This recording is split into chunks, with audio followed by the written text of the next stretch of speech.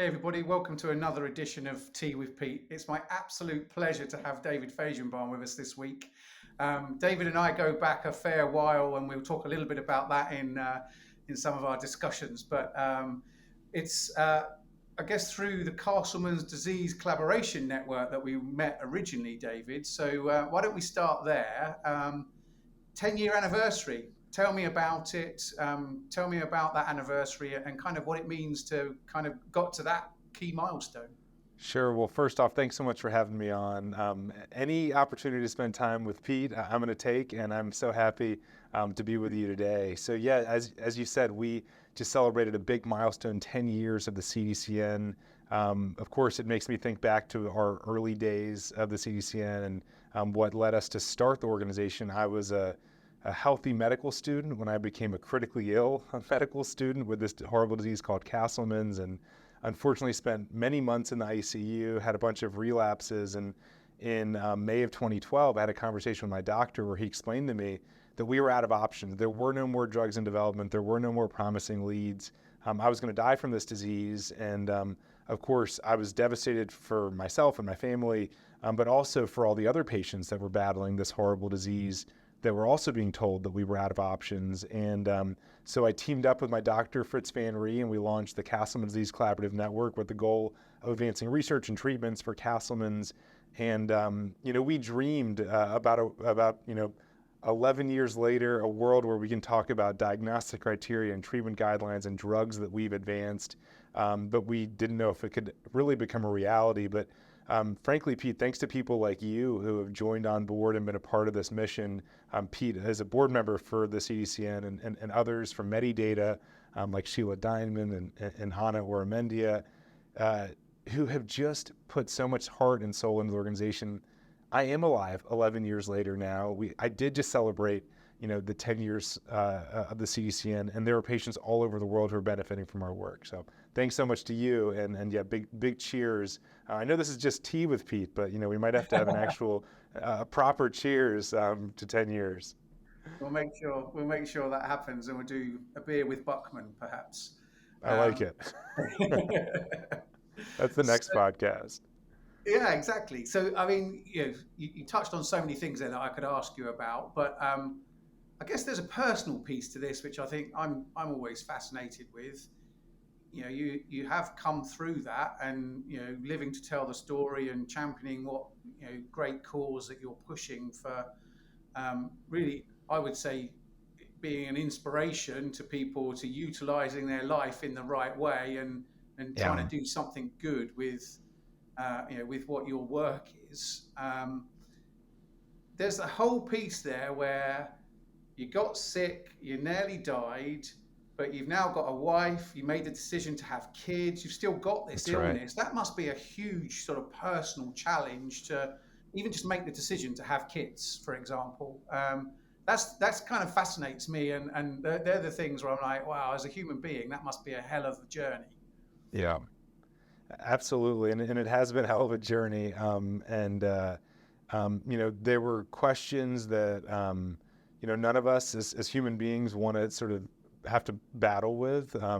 But the fact that I am alive and was in a position to even think about these things, to me, I felt so fortunate. I've got an amazing wife, Caitlin, who really was by my side throughout my entire journey with Castleman disease. And yeah, we thought long and hard about whether to have children and what my future looks like. And we don't know what my future holds. Yeah. I've been battling this disease for 13 years, and there aren't too many of us that have survived for that long. But I'm, despite sort of the odds and the numbers and the statistics, I feel very hopeful about the future, Pete. And the reason I feel so hopeful is because the science is moving so quickly, and we've got the right team, and we've got the right strategy, and we're garnering the resources. And so I believe that we're going to continue to make progress against this disease. And with that sort of hope, and maybe you could say naive hope, that's what led us to believe that it did make sense to bring kids into the world. And gosh, I've got the two cutest little kids ever. My daughter Amelia is 5, and my son, baby David, is turning 2 this coming Saturday. And it's just a dream. Excellent, excellent. when does the baby get dropped from baby David if he's now 2? That's the next. I don't think he's ever. I think he's going to be Baby David forever. I think he'll be 35 years old, and we'll still be calling him Baby David. You'll be like, oh, here comes baby David with his 5 children. Exactly.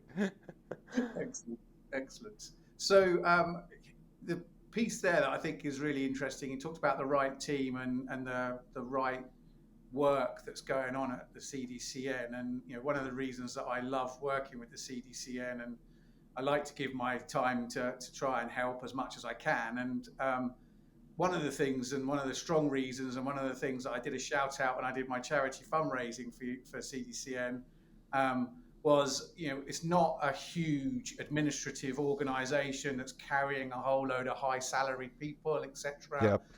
And the money that I raised, I felt really passionately that it was going to the research. And I can see that from what the board do, and looking at the budgets and looking at how much scrutiny there goes into what you spend the money on and where and what research is being done, and kind of being selective with that.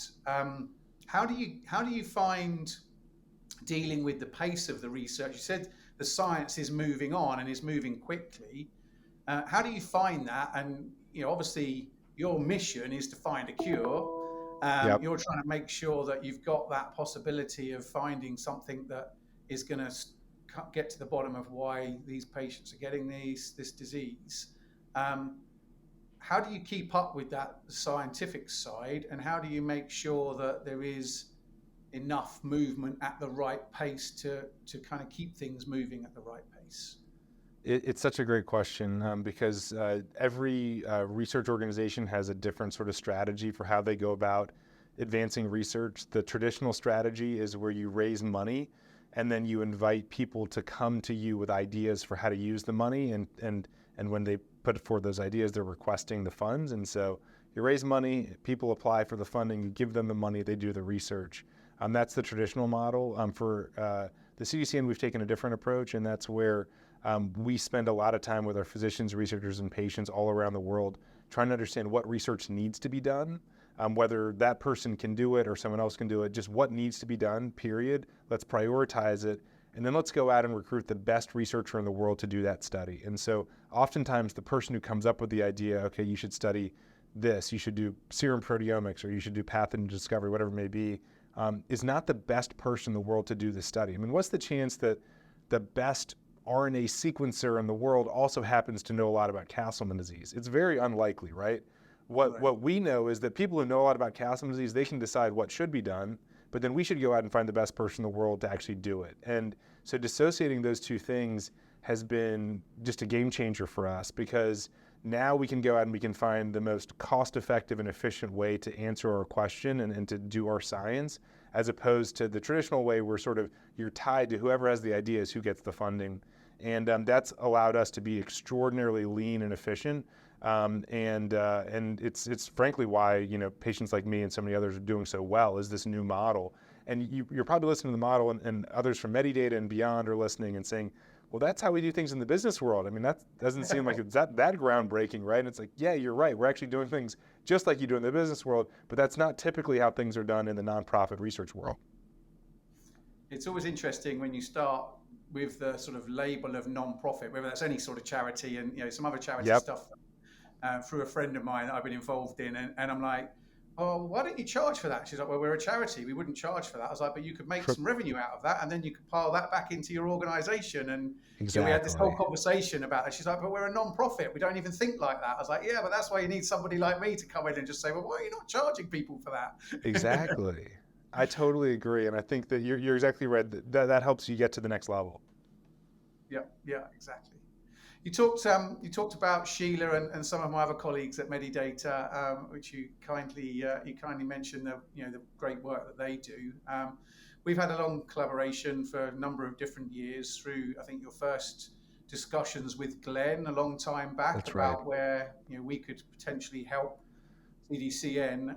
Part of that has kind of evolved into the research hub, and I know you presented with Sheila, or Sheila presented looking at what that research hub could do. And there was a whole view of bringing together academics, industry, and partners to really look at the efficiency and being more inclusive for adoption of promising therapeutic advancements like CAR T therapy and the work that our team did there, which there's a whole heap of information out in the public domain about. Um, Talk to me a little bit about that research hub and those sort of partnerships.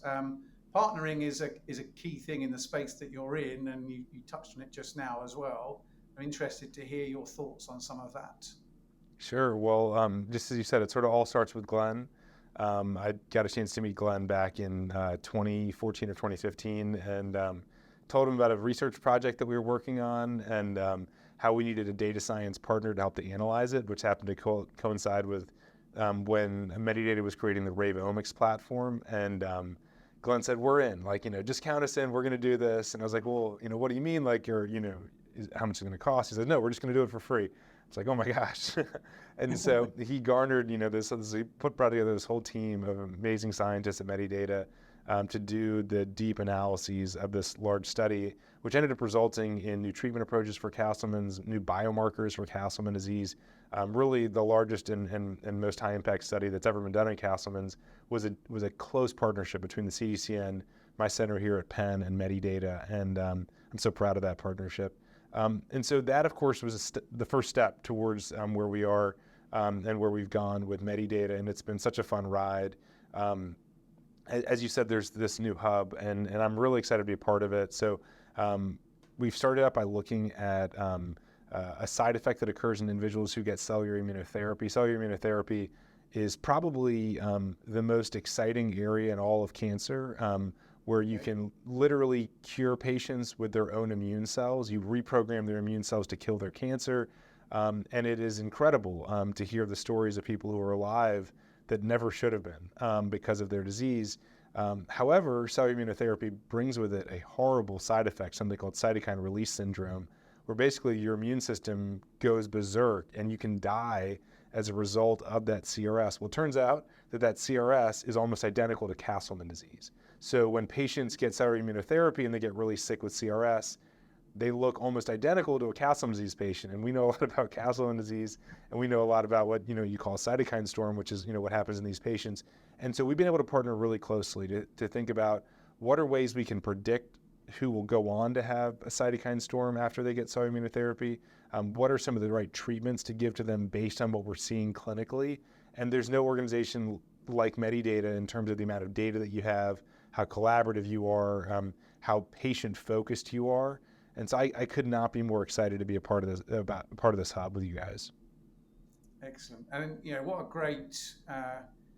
great benefit, just from go back to the human being perspective, a great benefit of looking at all of the data that is there and being able to pull from that and say, hey, we've identified this is what we can do, and this is how we can work on that together. I mean, it's one of those things that is a headline grabbing sort of news item, isn't it? It is. I think it's such an awesome thing, and such an awesome thing for people that are really struggling with a condition that is such an important part of their stage of treatment, therapy, etc. So then be able to try and identify those that are at risk from that side effect. It's a huge step forwards. I think so too. We came across each other as part of what Medidata call a social innovation lab, and we gave. I think you had to fill out a form to request a project, some assistance with a project, and we gave you 6 people or so to work on a number of different elements, really to drive several different projects forward that we worked on, and that was the first time that we came across each other. That's I know right. You've done a few social innovation lab projects.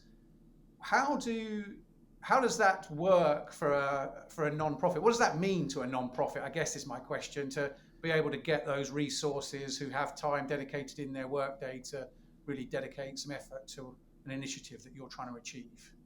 I mean, it means everything. At the beginning of our chat, we were talking about how we've been able to be so efficient with funding. And one of the reasons we've been able to be so efficient is because great companies like Medidata have said, yeah, we're going to put some of our best and brightest that have experience in drug development and clinical trial operations and marketing and legal. We're going to put them on a project with you for, in some cases, 3 months, some cases even longer, to work on a real challenge that you're facing. And as you know, Pete, if we were to try to hire those people to work on the project for us, we would spend tens, maybe hundreds of thousands of dollars to address that project with internal staff. But we can turn to a group like Medidata where you bring together all the right people who are best in class, and they also can talk to colleagues who aren't even on the project, who can learn from others in Medidata and come up with solutions that are meaningful for patients. And so we've worked on so many things with Medidata, everything from how do we get better participation in our biobank, basically what's the right messaging to encourage a patient or to educate a patient about giving a blood sample or a lymph node, towards research through working on a website and making sure the website sort of catches people's attention and gets donors excited, really, and everything in between, even data integration with our registry. So it's been terrific, and it's helped not only specifically for Castleman disease and specifically for what's on our CDCN mission, but it's also helped us to get to know leaders like yourself who could be part of the team in even more ways. I guess we wouldn't be able to have a session without talking about Every Cure and your work That's right. with Every Cure. I've been really fascinated to look at how Every Cure has kind of gone around being set up and has grown and progressed. And fantastic to see that you're now chasing, I think, 10 different new headcount. Last time That's I right. saw, That's for right. key team members in the organisation. I did see a press release on May the 4th. I did wonder if it came out on May the 4th because you're a Star Wars fan. So are you a Star Wars fan? Was that I came am a out? Star Wars fan, but that's total coincidence. Okay. And that press release talked about the first life being saved with AI discovered repurposed medicines. And it was a Castleman's disease patient. Can you tell us a little bit about that? Because I think that's an amazing thing. Sure. So I may even step back even earlier and just reiterate that I'm alive thanks to a repurposed drug. We figured out that a drug that was not meant for my disease, a drug called sirolimus, might be effective for my disease. Began testing it on me, and I've been doing well for over 9.5 years. January 5th, if I'm fortunate enough to still be doing well, but we'll mark 10 years that I've been in remission on this drug. And so an existing drug saved my life, which has sort of put me on this mission to say how many more drugs are at the neighborhood pharmacy that could be useful in more ways than they're intended. Most drugs are developed for between 1 and 3 diseases. Once that drug becomes generic, research stops, even though there could be 1, 2, 3, 4, 5 more diseases that could benefit from it, but there are no more commercial incentives. And so I am completely on a mission and on fire about this idea about making sure that if the drug's in your pharmacy and you're suffering from a disease that could benefit from it, we as a society need to make those connections to make it clear that that drug could help your disease. And so fast forward to our partnership with Medidata, and actually it was that large study, what we called Speed 2, that initially uncovered a potential role that TNF inhibition might play in Castleman disease. TNF inhibition with a drug called adalimumab has been around for over a decade, had never been used before in Castleman disease, but it's been used in many other diseases. And that was really the first signal that maybe we could use it, is from that proteomic study with Medidata. Fast forward a couple more years, we launched Every Cure because we believe that we've been very successful in Castleman's and related diseases, but there's obviously opportunities far beyond Castleman's and related diseases. We recently came across a drug called arginine, very safe drug that appears to be highly effective in sickle cell disease, but commercial incentives aren't necessarily there to move that forward. And so that's an example of the kind of opportunity we want to advance. So we launched Every Cure as a nonprofit about 1.5 years ago, and we built out this platform to make a prediction, every drug versus every disease. What drugs are most likely to be effective for every disease out there, all 20,000 of them. And recently, as we shared in that press release, we ran this algorithm, and the number one score out of every drug that could possibly be used for Castleman's, the number one drug is adalimumab, a TNF inhibitor. And like I said, that coincided with what we'd seen from the proteomics data. And we treated this patient, Alan, who was getting ready to go on hospice care and getting ready to say goodbye to his young daughter and his wife with adalimumab as really a last-ditch effort. His doctor, Luke Chen, is an amazing doctor and was truly out of options and tried adalimumab, and it's made all the difference for him. And we're closing in on a year that he's been doing great on adalimumab. So this is the vision, and that's that, like, Alan was going to die had we just stuck to what was known for Castleman's. But Alan is alive and well with a drug that was always there and that no one had thought to try before. And so this is what gets me fired up. And Pete, I'm getting excited right now just thinking about it. How many more opportunities are there out there that just need to be unlocked? And especially when the data is already there. What'd you say? Hidden in plain sight. Exactly. Treatments hidden in plain sight. Yeah. It's such a fascinating topic, and I love talking to you about these things. I know I promised to keep you on time, so it's been a pleasure to discuss all of this with you. I thoroughly enjoy the work that I do with you and the team at CDCN. Looking forward to doing some more of that, and if there's anything we can do to help pursue Every Cure's missions, and there's things there that I'm sure you're thinking, well, we could do with some help there. I know that Medidata will be more than happy to carry on doing that. So with that, I'll say thank you very much for today's session, David. Thanks so much for having me, Peter. And with that offer, I'll just throw out a couple of things for listeners. One is that we are recruiting for these 10 roles, from a CTO to a COO, Chief Medical Officer. We really need to build out, the dream team of drug developers and data scientists. And so if there are colleagues of yours that you've worked with in the past that are in data science or drug development, please send them our way to everycure.org/join us. Those positions are open now. We've had over 1,000 applicants in the first 2 weeks that those 10 roles have been open. So we're really excited with the interest, but like I said, we need to build the dream team. And the second thing is that the more data we can integrate into our algorithms, the better they're going to perform and the better our predictions are going to be. And so if you or colleagues you've worked with have access to data that have anything to do with drugs or diseases or mechanisms involved in those diseases, clinical trial data, preclinical data, those are the kinds of things that are going to help us to really make the right predictions for the right drug for the right patient and the right disease. So please reach out. You can go to everycure.org to learn a lot more. But Pete, just so appreciate all of your support, and I can't say enough about how much I've loved working with Medidata over these years. Thanks very much, David. Good luck with the quest. Thanks, Pete.